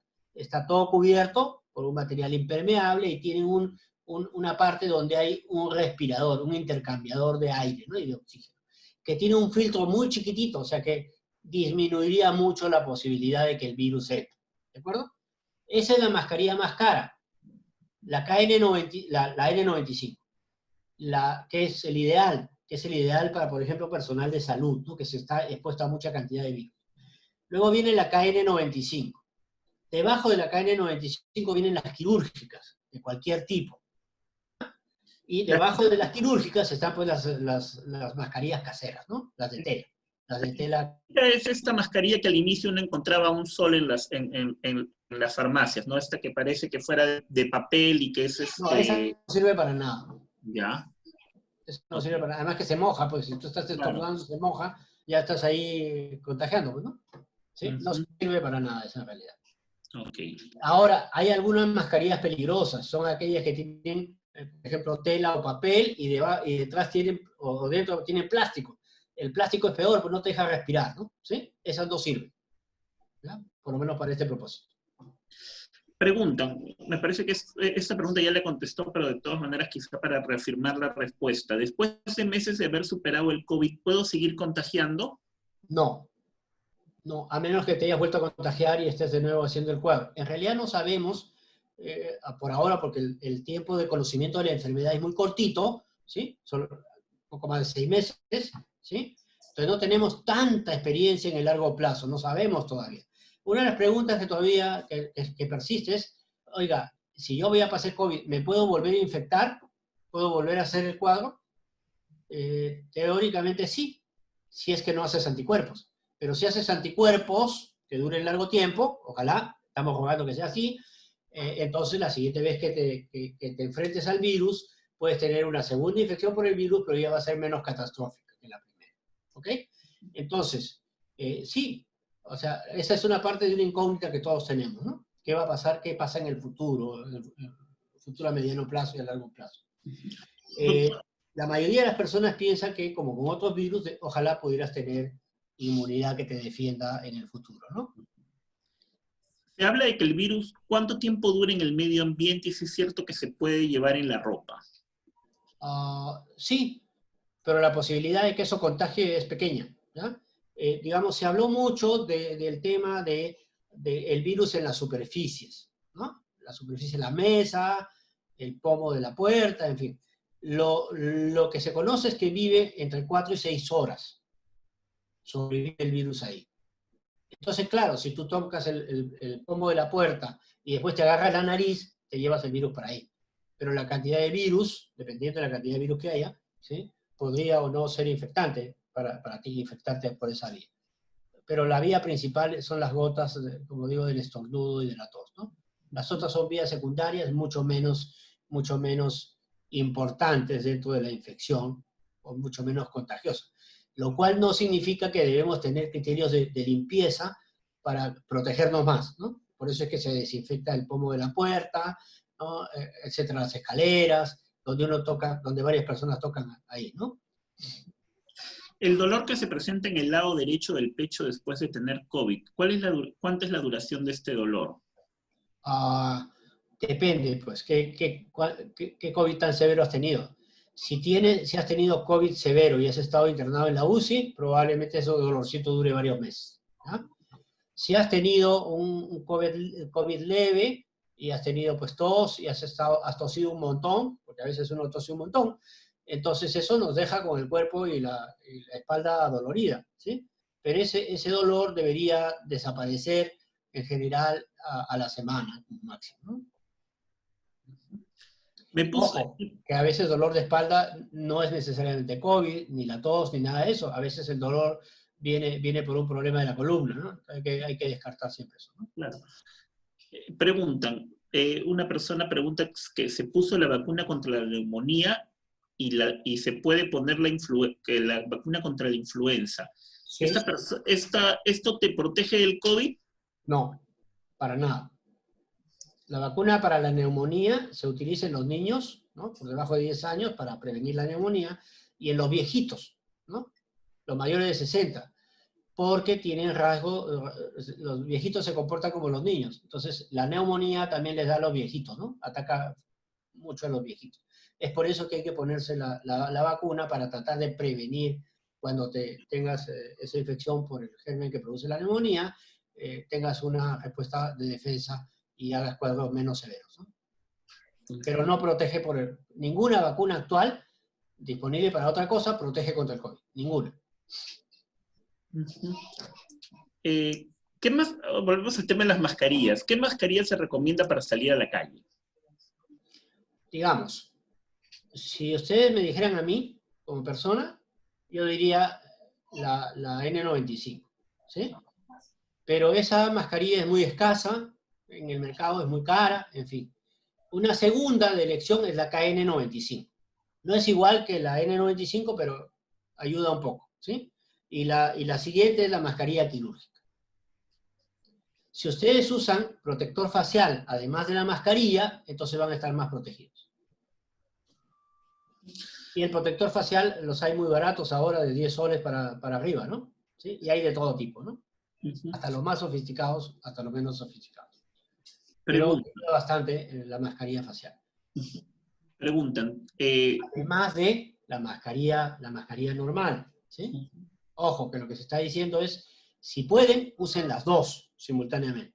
Si no pueden, usen por lo menos una, la mascarilla que cubre la nariz y la boca, ¿no? Una consulta. Mi papá tiene 87 años. ¿Podría darle ivermectina de manera preventiva? Sí. Sí, no hay gran problema con la edad. Ok. Se ha encontrado... Pero la dosis nunca va a ser mayor de 50 gotas, ¿ya? Ok. La persona que hizo esa pregunta podría coordinar con interno para usted para ver el tema de la medicación que podría tomar. Se ha encontrado el virus en las heces de los infectados. ¿Qué medidas nos sugiere al respecto? En estos momentos, bueno, el hecho de lavarse las manos tiene una ventaja adicional, ¿ya? Que también limita la transmisión de bacterias de las heces a la boca, ¿no? La transmisión fecal-oral, que es uno de los problemas que tenemos en muchas partes del país, ¿no? Entonces el lavado de las manos con agua y jabón es importante. No se ha demostrado hasta este momento, se ha encontrado virus presente, o RNA del virus presente en las heces de pacientes que están con la infección, pero todavía no se conoce realmente el rol de la posibilidad de contagio a otras personas a través de esas heces, ¿no? No está claro todavía, no se ha definido. Uh-huh. Igual sucede, por ejemplo, se transmite por la sangre, o sea, si una persona tiene contacto con sangre de una persona infectada, ¿puede tener este contacto? La viremia, que es la circulación del virus en sangre, es en los primeros 3 días, preferentemente, ¿no? O sea que por ahí no he escuchado de casos de transmisión por transfusiones, ¿no? Igual, por ejemplo, de contactos sexuales, tampoco no hay mayor evidencia. No hay mayor detalle todavía. En China hubo un tema, pero eso no se ha aclarado todavía, ¿no? No prosperó, no se ha aclarado ese tema. Uh-huh. ¿Una persona con COVID se puede bañar de manera normal? Por supuesto. Por supuesto. Uh-huh. Es más, es recomendable que se bañen normalmente, ¿no? Uh-huh. Con respecto al Panadol que se usa para el control de la fiebre y el dolor, ¿por cuánto tiempo se puede tomar el Panadol? Ahora, el Panadol se usa cada 4 o 6 horas. Uh-huh. Se usa cuando la temperatura es mayor de 37,5 para arriba. ¿Ok? Y se puede usar el tiempo que sea necesario, dependiendo de la fiebre que tenga el paciente, ¿no? Si ya no tiene fiebre, no debería tomar, ¿no? En pacientes con síntomas sin ser graves, la dosis varía, depende de la edad, peso, complicaciones, imagino, de los medicamentos. No lo entendí, repite, por favor. A ver, en pacientes con síntomas sin ser graves, ¿la dosis variará dependiendo de la edad, peso o complicaciones? En realidad las dosis están ajustadas al peso, ¿ya? Pero no podemos estarle diciendo a la persona, oye, pésate y a ver cuánto tomas, ¿no? Con hidroxicloroquina hay una dosis estándar, ¿sí? De 400 miligramos, y para la ivermectina ya hemos comentado, una gota por kilo de peso, máximo 50 gotas, una vez por semana, durante 2 o 3 semanas. ¿Por qué hay personas que contraen el coronavirus y no tienen síntomas y otros que enferman gravemente? El tipo de sangre puede ser... Esa es la pregunta del millón, ¿ya? Del millón, del premio del millón. Nadie sabe exactamente por qué, ¿ok? Se sospechan factores genéticos, se sospechan factores ambientales, también factores de inmunidad de la persona, en fin, se habla de muchas cosas, pero en realidad nadie tiene esa respuesta por hoy día. ¿Quién va a hacer y quién no va a hacer, no? ¿El tipo de sangre puede ser determinante a la hora de desarrollar el COVID? No sabemos. Es una de las variantes más que se está tratando de ver. El tipo de sangre tiene que ver con la genética, ¿no? Como digo, no hay datos claros de ese tema todavía. Uh-huh. Se hablaba también, por ejemplo, del tema de la carga viral, ¿no? O sea, realmente lo que define la enfermedad es la carga viral con la que la persona desarrolla el virus, ¿no? Así es. Por eso es que el uso de la mascarilla es tan importante, ¿no? La mascarilla reduce la carga viral de salida del paciente infectado y reduce la carga viral que va a recibir la otra persona si la otra persona tiene mascarilla también, ¿no? Se habla mucho, por ejemplo, del contagio en mercados y en lugares concurridos. Sí. ¿Dónde hay mayores probabilidades de contraer el virus? ¿En un mercado atiborrado de gente o en un bus de transporte público? Eso ha ido variando, ¿no? Pero la respuesta es así. Al comienzo de la infección, ¿no? La gente se contagiaba preferentemente en los bancos y en los cajeros, ¿no? Después en los lugares de tipo mercados. Y lo de los mercados todavía ha subsistido, y es por eso que las autoridades han intervenido los mercados. ¿De acuerdo? porque la gente se aglomeraba, no tenía orden, ¿no? Y encima iban sin protección y todo lo demás, ¿no? Entonces se han establecido medidas para disminuir eso. Un problema cierto y serio son las grandes muchedumbres, ¿no? O sea, los mercados ambulantes, ¿ya? Y el comercio ambulatorio en general, que tiende a agruparse y a pegarse mucho, ¿no? Por una serie de razones sociológicas. Ahí, evidentemente, es el punto de mayor contagio ahorita, ¿ya? Ustedes habrán visto en las noticias que los puntos más calientes para COVID son en la ciudad de Lima, en este momento, son Gamarra y sus alrededores, ¿no? Donde está lleno de ambulantes, también son algunos mercados, ¿no? Y también son zonas del centro donde también se han acumulado los ambulantes. Entonces, donde hay comercio ambulatorio reunido, es una zona de alto riesgo caliente, ¿no? El otro tema está en el transporte público, ¿sí? El transporte público en Lima tiene dos variantes, o tres, una que es el metropolitano, otra que es el tren, y la tercera que son las combis, ¿sí? Las combis y esos autos que llevan pasajeros de A5, de A6, todos hacinados, ¿no? En algunas de las avenidas principales de Lima. Entonces, todas esas son vías de transmisión. Digamos, ya se conoce que en los alrededores de la ruta del metropolitano es donde está más caliente, otra de las zonas calientes de Lima, y eso se debe a que los metropolitanos están diseñados para transportar gran cantidad de gente junta y media piñada, ¿no? Entonces, el distanciamiento de las personas, digamos, que se está proponiendo ahorita, con todas las medidas que se toman en el metropolitano, con el ajuste llega a 1 metro.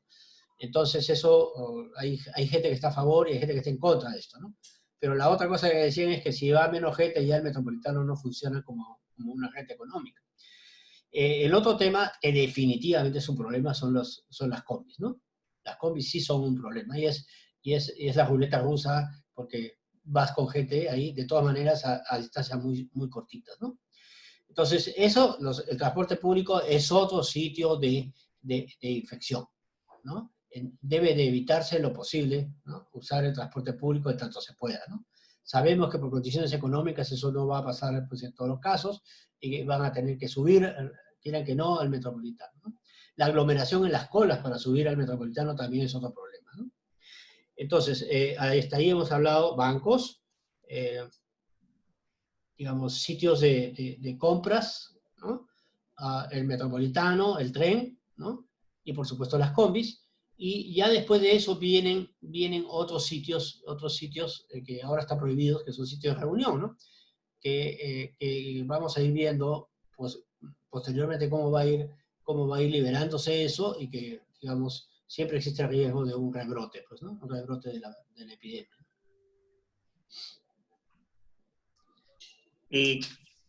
Cuando salga la vacuna al COVID-19, ¿ya nunca más volveremos a adquirir COVID-19?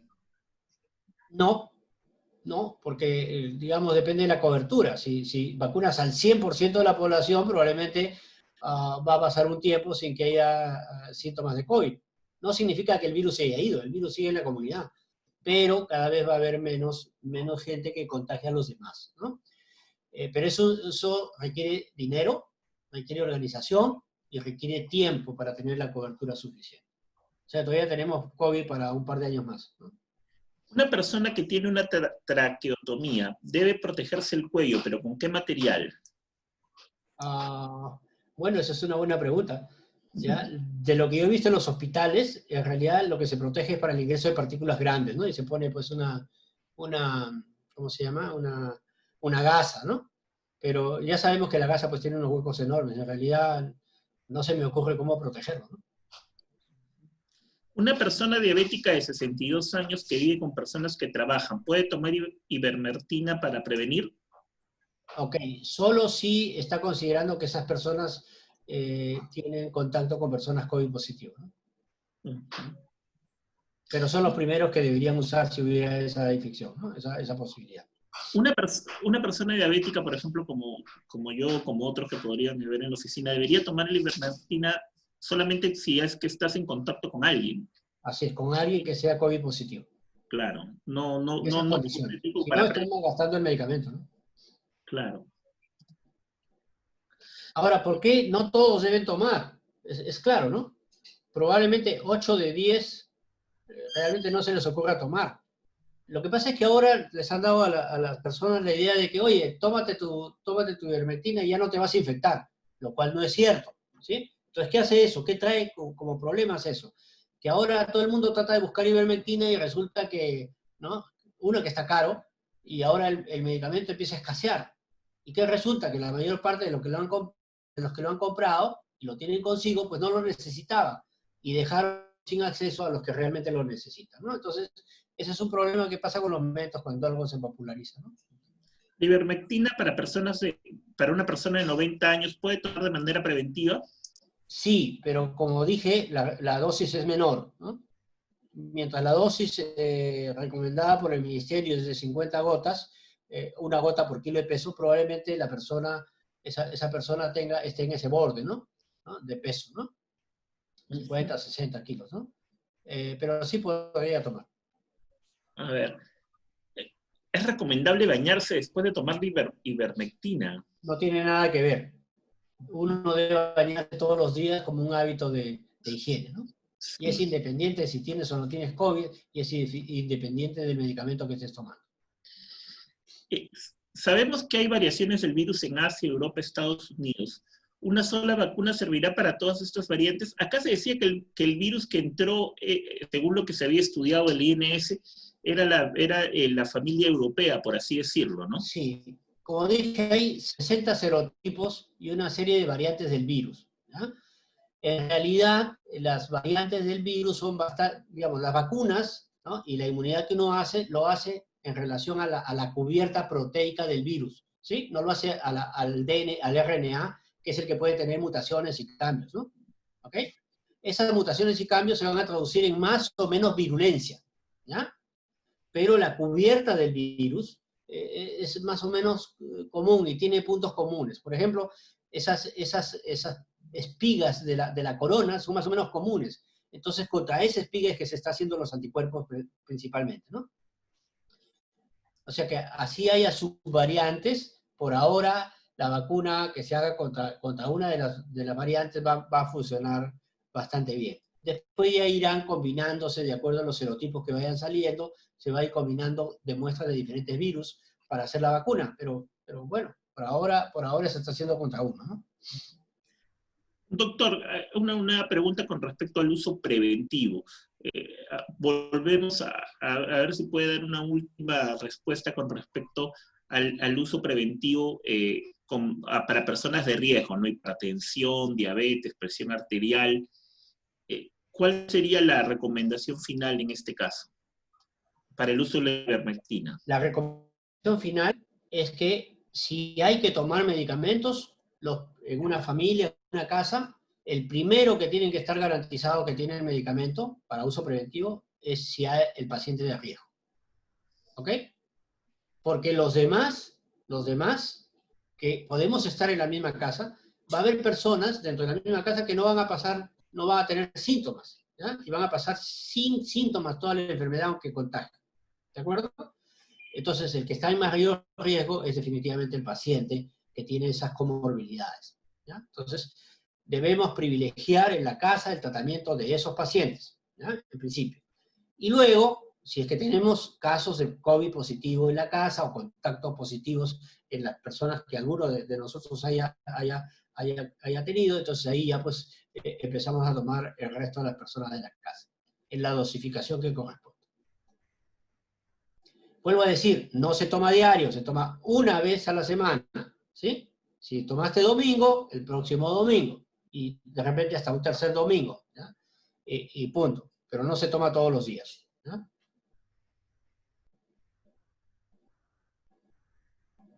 Las dos últimas preguntas es sobre el protocolo de la visita del dentista, ya que uno se tiene que quitar la mascarilla para la atención. ¿Cuál es las recomendaciones? ¿Qué es lo que se recomienda en este caso? La recomendación fundamental obra por parte del dentista, ¿sí? El dentista tiene que tener, a su vez, los elementos de protección, lo cual es difícil para trabajar, aunque él ya está acostumbrado a usar mascarilla. Ahora probablemente use protector facial el odontólogo. Y los mismos cuidados que con las cosas generales. Ese odontólogo o esa clínica no va a poder tener el otro paciente al costadito, ¿no? Va a tener que tener por lo menos dos metros de distancia entre silla y silla, y en lo posible no tener muchos pacientes dentro de la sala, ¿sí? Para que no se contagien. Y en el caso del odontólogo, el odontólogo debe darte una hora para tu cita, ¿ya? No debe haber varias personas sentadas esperando al odontólogo juntitas, ¿no?, en la sala de espera del odontólogo, porque ahí se contagian. Entonces el odontólogo tiene que trabajar dando horarios para cada paciente espaciados, ¿sí? Claro, va a trabajar con menos pacientes, pero no hay otra forma de hacerlo, ¿ya? Porque tampoco podemos permitir que en la sala de espera estén los pacientes formando cola para el odontólogo y se contagien en la cola, ¿no? O estando sentados juntos ahí en la habitación de espera, en la sala de espera del consultorio odontológico, ¿no? Si se hace compras por internet y me llega el producto a los pocos días a provincia, 3 días, 4 días, ¿es posible que me llegue el producto infectado por COVID? ¿Qué tendría que hacer con ese producto? A ver, dos posibilidades. Si la persona que te mandó el producto estaba infectada por COVID y le puso el COVID en el producto que te mandó, ese virus se ha muerto hace varios días, ¿ya? En tanto llega, ¿no? Lo otro que se recomienda es, bueno, hay que tener las medidas de protección con el courier, ¿no? El que te trae el producto, ¿no?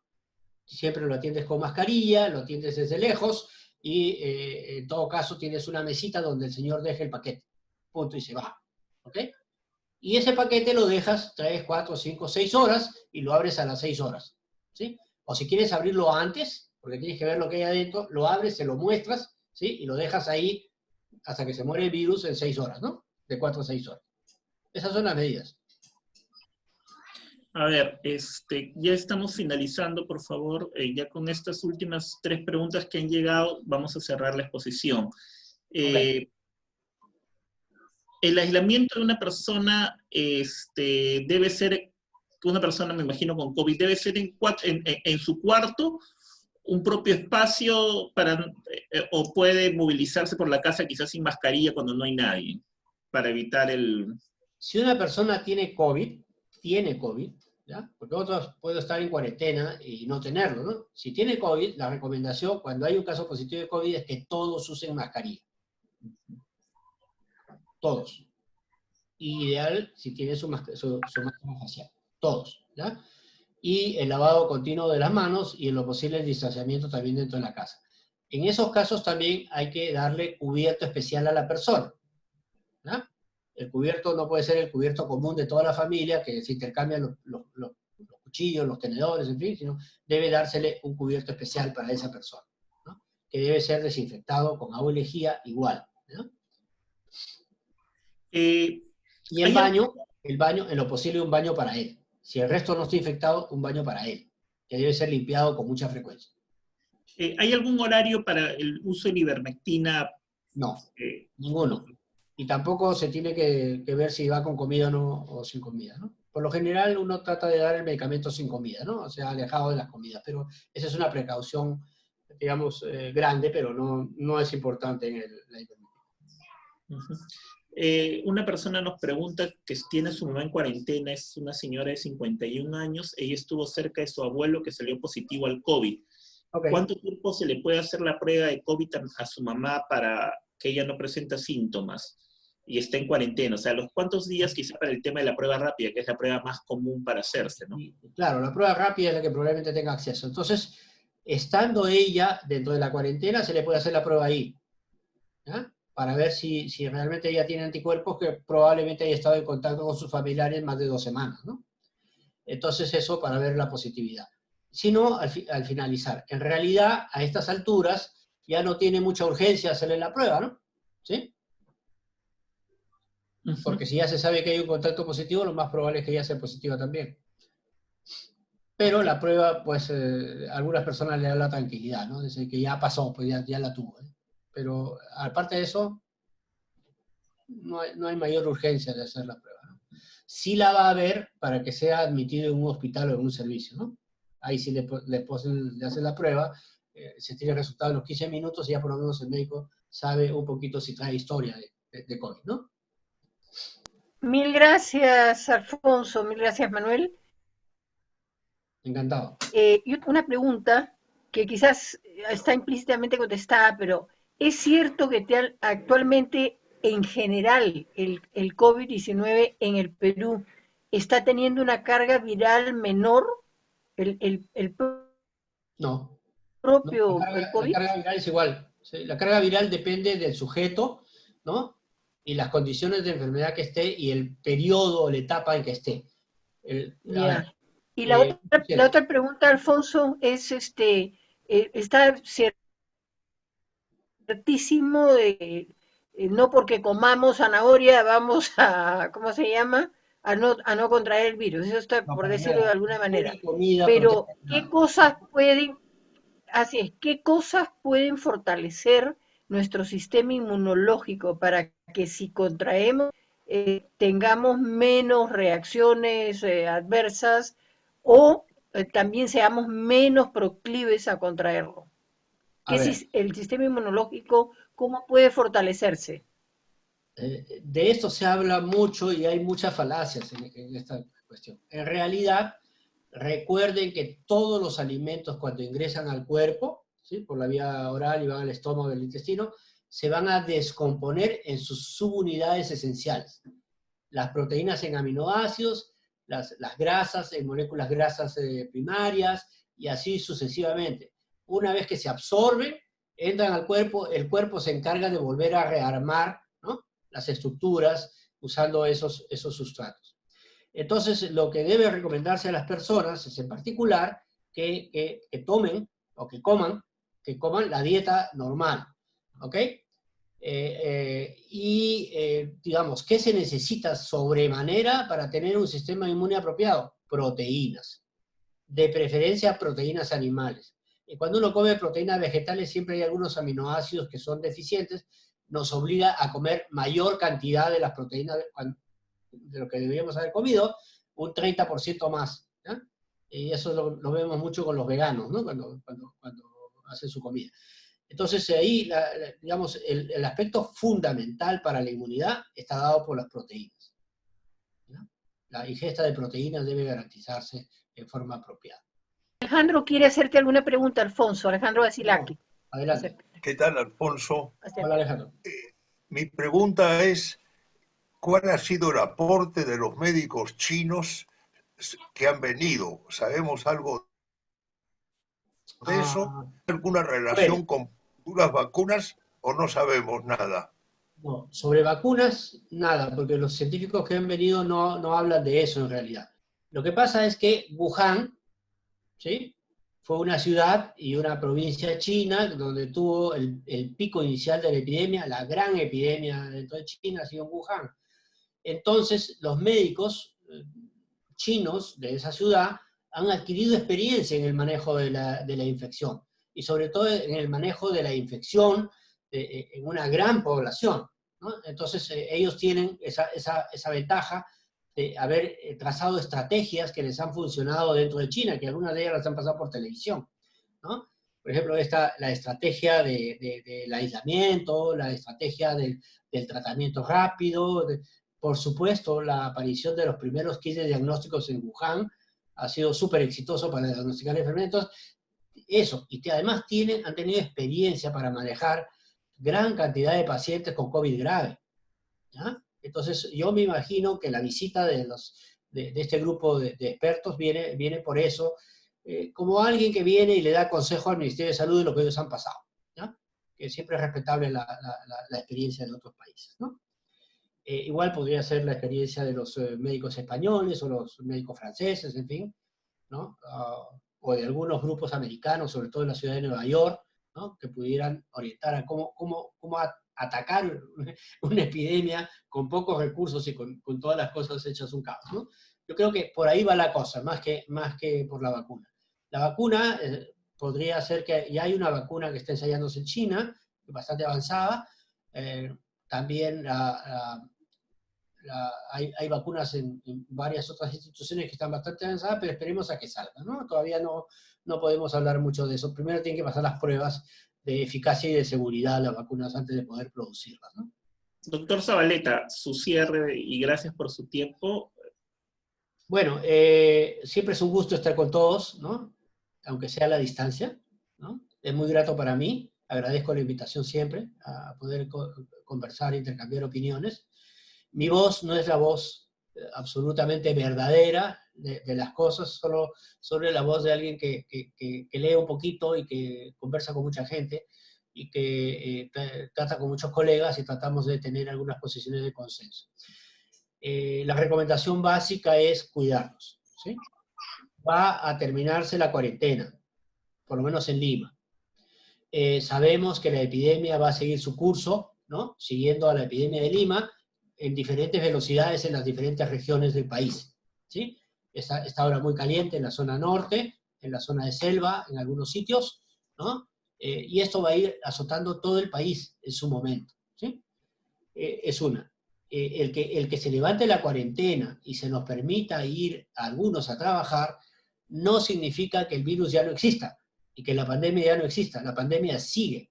O sea, sigue existiendo el riesgo de que nos infectemos y que tengamos en su momento los diferentes tipos de infección.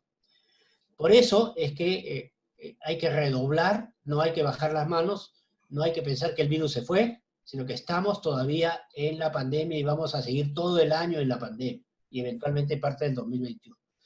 Entonces eso implica que hay que seguir extremando las medidas de seguridad y hay que tener cuidado, ¿no? En las casas, por favor, que los ancianos no sean los que abran la puerta de la calle, ¿sí? Porque a veces los ancianos son los primeros que salen corriendo a mirar quién viene a tocar la puerta, ¿no? Y son los más riesgosos para el contagio, ¿no? Entonces, eso y las medidas de protección personal y social, ¿no? El distanciamiento de 2 metros ideal, ¿no? Eso genera en algunas instituciones problemas para el trabajo, porque tenemos a veces oficinas chiquitas, ¿no? Entonces hay que ver cómo hacemos eso. El lavado de manos con agua y jabón, que es lo mejor. También se recomienda usar el alcohol gel, pero el alcohol gel tiene algunos problemas, pues deshidrata la piel y, ¿no? Produce resequedad en la piel y de repente terminamos con alguna otra cosa más si lo usamos demasiado, ¿no? Pero en todo caso es una alternativa solo para cuestiones de emergencia cuando no hay agua y jabón. El uso de las mascarillas, la mejor mascarilla posible, ¿sí? Eso ya lo dejamos a la capacidad de cada quien y a lo que pueda conseguir en el mercado local, ¿sí? Eso va a ir mejorándose ahora que entra Gamarra a trabajar, ¿no? Ya ustedes conocen. Y eso, ¿no? Insisto, lavado de manos con agua y jabón, el uso de las mascarillas y el distanciamiento social. Eso no cuesta prácticamente nada y lo único que va a hacer es ayudarnos a no infectarnos nosotros y que después nuestra familia se vea afectada. ¿Ok? Muchas gracias por la invitación. Para agradecerle de parte de Alejandro, mía y de todo el personal, porque es un lujo tener realmente a Alfonso. Chao, Alfonso, gracias mil.